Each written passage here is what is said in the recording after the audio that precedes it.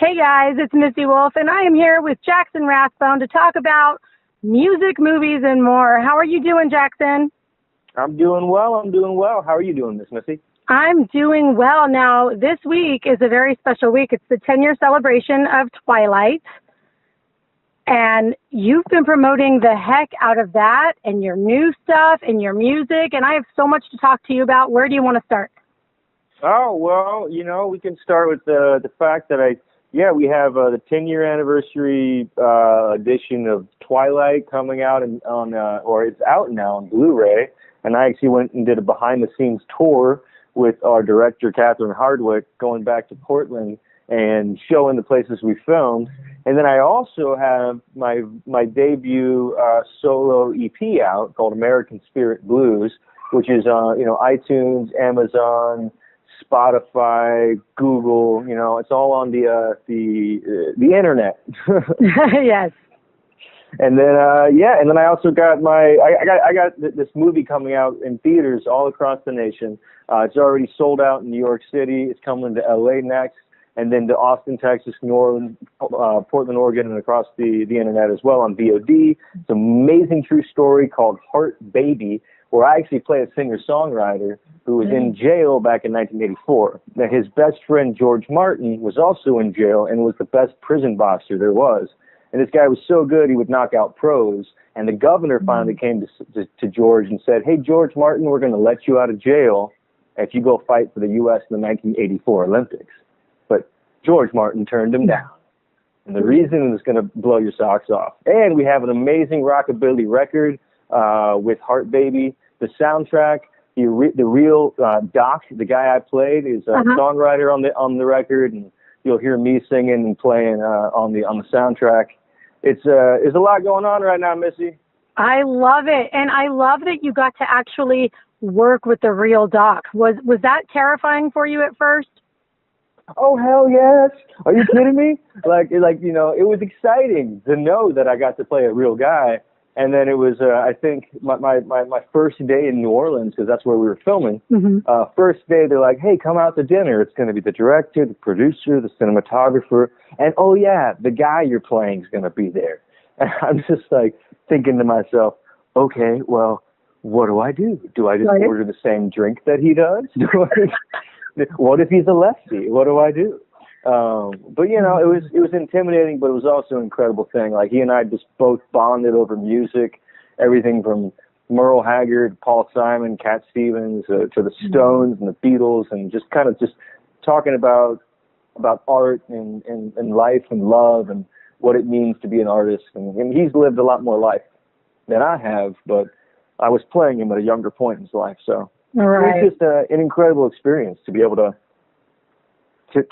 be with the guy that I'm portraying, and to work with him. Like, we were in the music studio together, and if a line wasn't coming out right, or the melody, if I wanted to massage the melody, he was just such a wonderful person to work with, and so easygoing about it's, when we're making music, it's all about a vibe. And he was all about finding that vibe with me, and kind of putting our two styles together. Because he's a little bit more old school outlaw country, and I come from a little bit more of a rockabilly background. So we were able to marry the two sounds, and but still keep it really weighted in that outlaw country that he was playing and writing in jail. Well, I can't wait to hear, because I know, especially with your vocals, I am obsessed with your voice. I love music. I'm obsessed with music, which is why this is what my job is. And music does bring everybody together in so many different situations in life. And I cannot wait to hear this soundtrack and to see what the two of you were able to put together, because, I mean, everything that I've heard from you already is just, it's stellar, in my opinion. And my favorite song, honestly, is Heavy Road. I love that song off your new EP, and I was playing it all day today, and I don't know why that particular song just hit me really hard today, and I loved it so much. Well, hey, I really appreciate that. That's that's one of my favorite songs on the record too. It's when James Jones, the producer, and I were kind of discussing the album, I tend to write some kind of heavy lyrics within like generally upbeat sounding, melodies like Young and Tragic or You're Everything, where it's kind of like there's like a little bit of a sardonic bite to the lyrics, but then the melody kind of picks it up and it's like, hey, I got a smile in my face even though I might be crying on the inside. And Heavy Road was one of those songs where we really wanted to showcase like the story of it, like the man on death row, and whether that is an actual death row that we put inside of ourselves sometimes, or if it is a physical manifestation of that. It doesn't really matter because it's equally weighty. The emotional response of feeling like you're in fight or flight mode all the time, and as you grow older and as the world kind of comes at you, as it does. Right. And so thank you so much for saying you like that one, because that's something that we were definitely, at least I was a little bit kind of like, oh man, well, I don't want to be too heavy, but that's the song. It's about this heavy road. It's at the end of the day, we're going to get where we go, but like right now, it kind of just feels like you're alone, Right. Well, and honestly, when you're writing music that way, that's very emotional, I mean, in my opinion, there are so many more people that are going to actually be able to relate to it, because life is not perfect for everyone and we all go through different battles, and sometimes our struggles are really silent. So, when you have that song that you can turn to and it helps you feel and it helps you get to a place where you can begin to deal with whatever you got going on, that to me is what's so great about music. And that's what it's done for me in my life. And so that is one of those songs that I can just feel myself gravitating towards on specific days, and just in general loving it because it does make you feel. Oh, thanks. The funny thing is that song almost went a completely different direction too. Because I like kind of turning a little darker lyrics into a little bit more upbeat. And so originally that song was going to be a bit more poppy and faster, and the choruses were going to have a lot of accordion and mandolin. I mean, it's buried in the background now because we wanted to kind of have that. Right. But my producer was like, no, dude, that sounds like it's a Pirates of the Caribbean or Pirates of Penzance song. Yes. I had this big chorus of like grungy voices going, oh, and he was like, you know what, like the whole point of this record for me, and what I kept telling him and what he kept guiding me back to, was the idea of being honest and being open and not hiding behind the gimmicks and the voices and the silliness that I've done on previous songs and previous albums. Yeah. I wanted to do something that's a little bit, like he's like, you know what, it's a heavy song, let it be that way.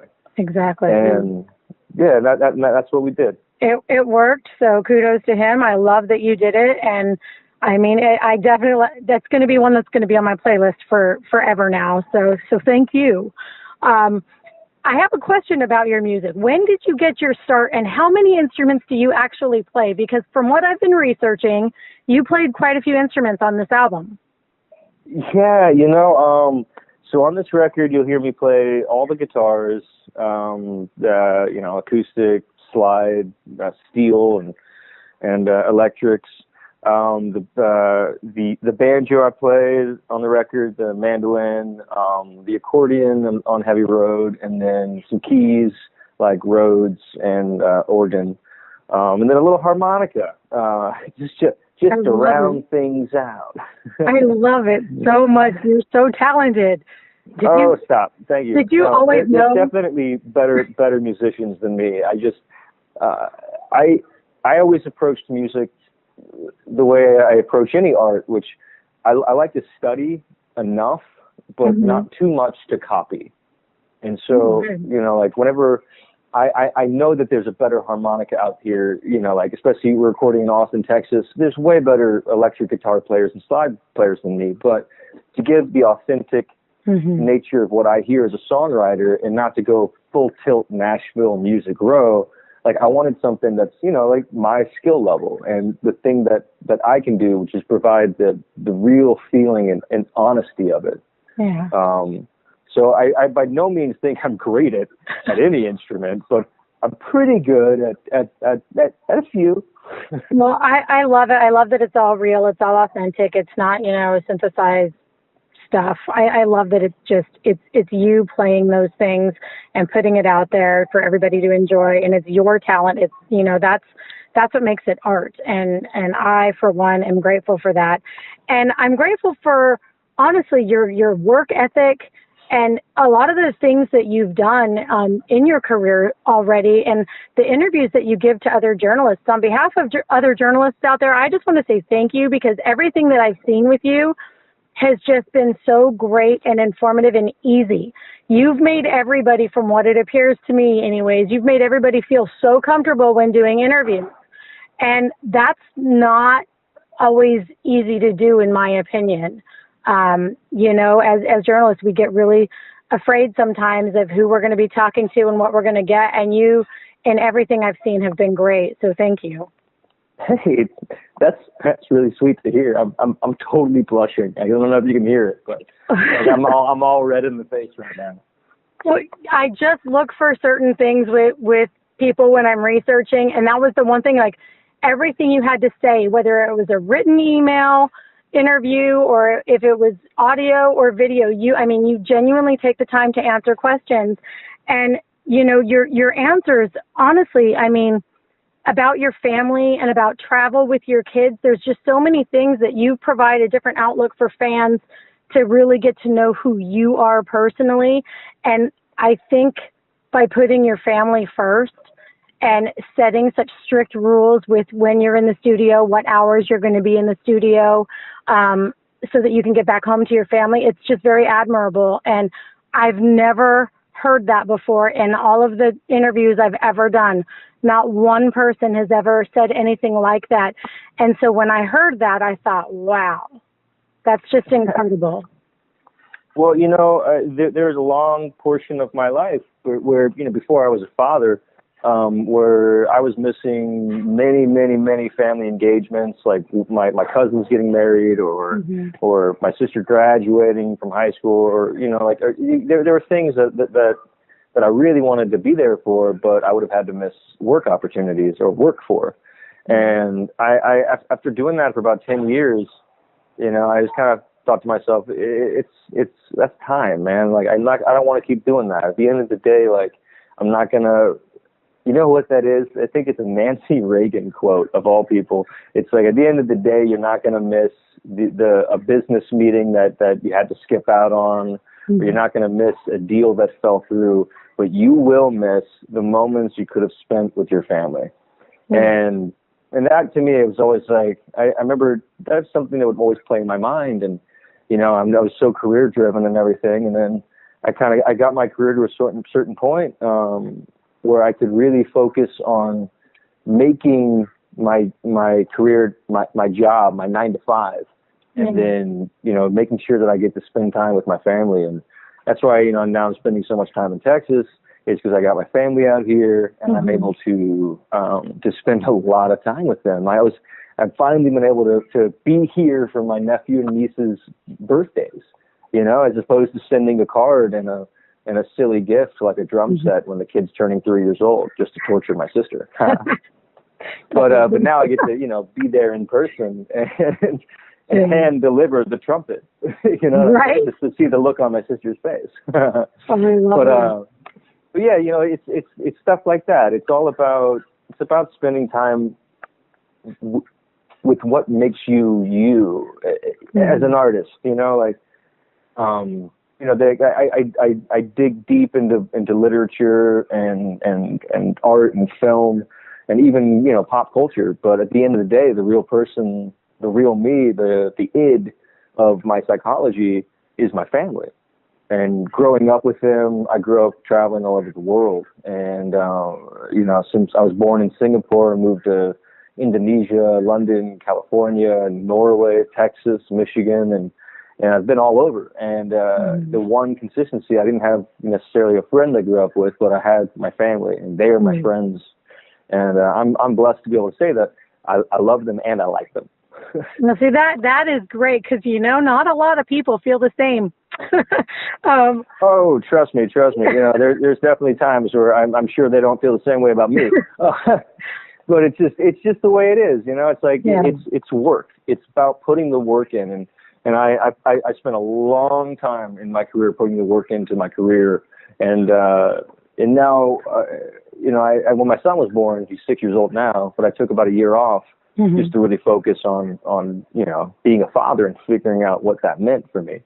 And then when I kind of emerged after a year, then it was like, all right, I need to set boundaries on both things. I need to make sure that I work like a healthy amount and I'm at home a healthy amount.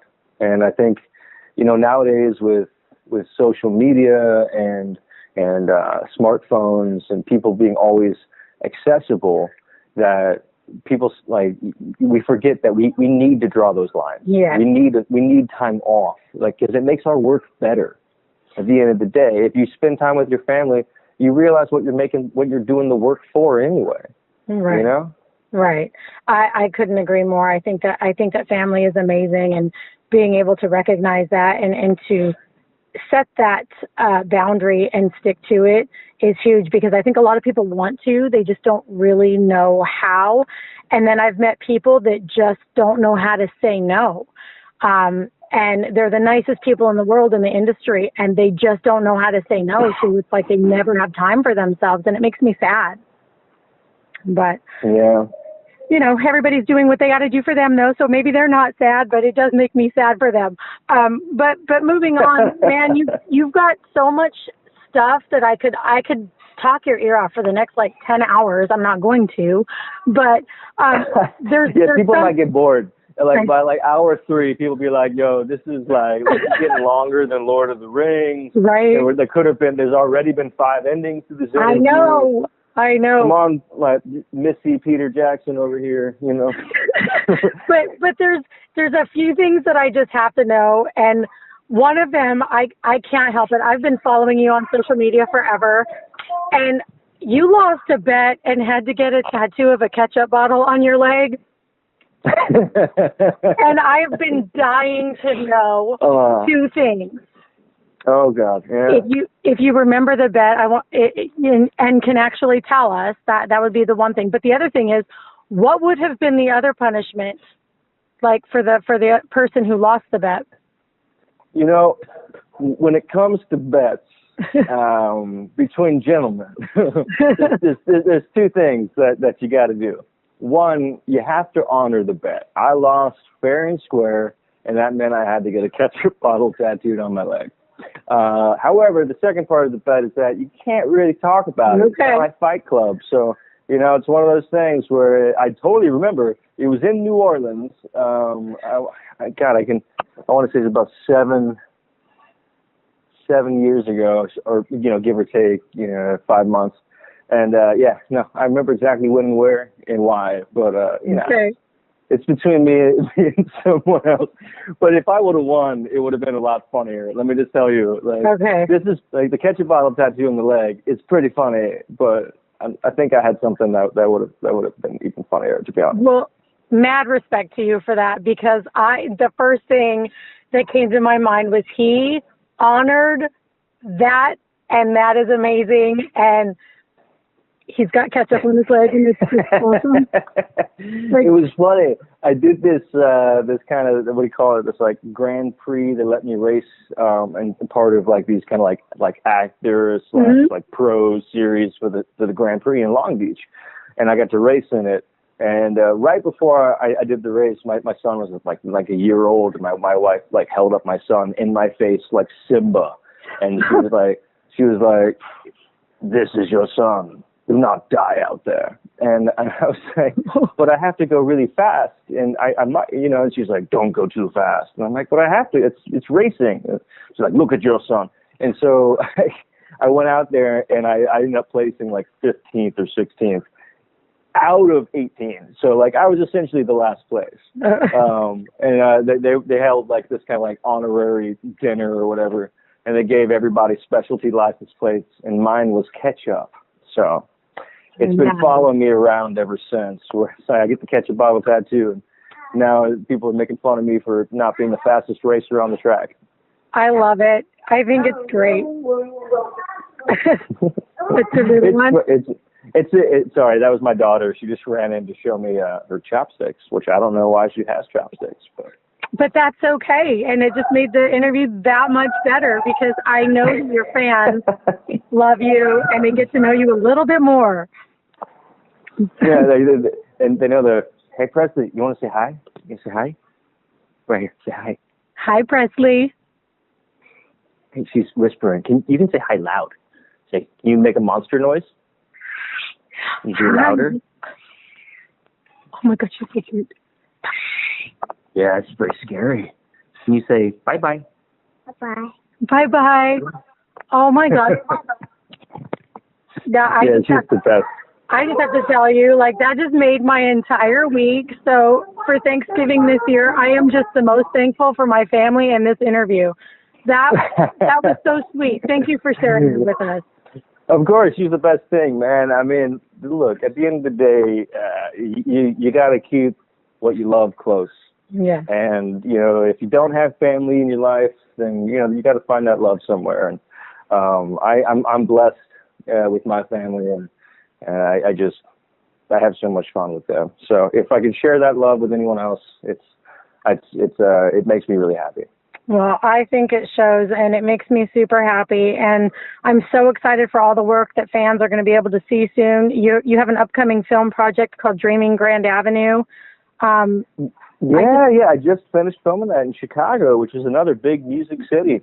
I've played through there a few times with my old band, 100 Monkeys, and man, I had the greatest time in that city filming the movie. Every time I played through there, from playing like small clubs to getting to finally play the House of Blues, it's one of the greatest cities ever. That's amazing. She's back, and I love it. And she's chasing me around. She wants me to play catch with her, so I might have to leave and play catch with my daughter pretty soon. That is perfect. We are going to let you go there. It's okay. I got her. It's okay. Where can fans find you? Y'all can find me probably playing with. Hey, Presley, you want to play ball? Here, I'm gonna play ball. If you play ball, let's play ball. So fans can find me on Twitter at Jackson Rathbone. That's Jackson like Michael, Rathbone like Basil.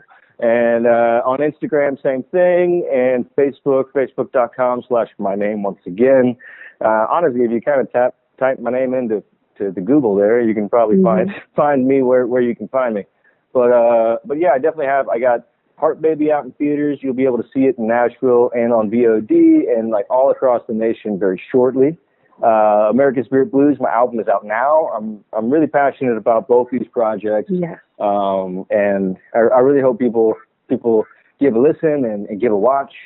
And hey, let me know what you think too. Like honestly, nowadays when you're making indie music, every little bit of information helps. Whether you like one song, you hate another one, put it on a review, put it on iTunes, put it on Google Play or Amazon or Spotify, share it with your friends.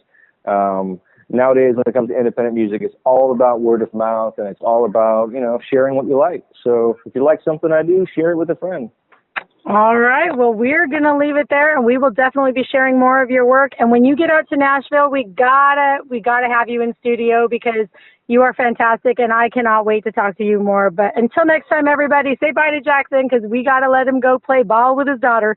Until next time, we'll see you soon. Thanks so much, Jackson. I had a really good time. And me too. Thank you so much. Thank you. Bye-bye. Bye.